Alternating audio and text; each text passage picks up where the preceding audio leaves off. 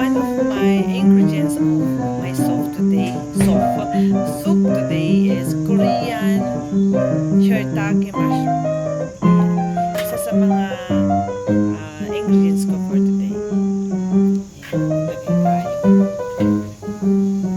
Other ingredients is from Korea. Again, this is dried mushroom. I mean it's dried seaweeds. Ayan. So, take it now. This is now the dried seaweed from Korea. Ayan guys, one of my ingredients for the soup. And syempre, we have pork bone. Big pork bone here. And the winter melon. Ayan. This is all the combination of my soup today.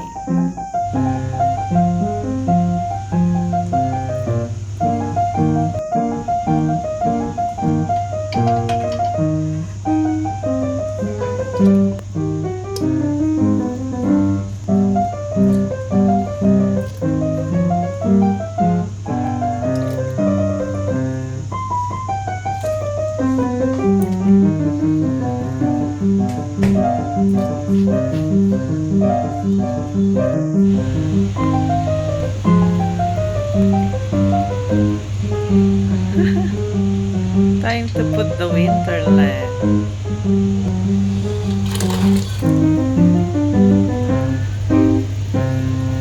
Ayan. Set for another 30 minutes.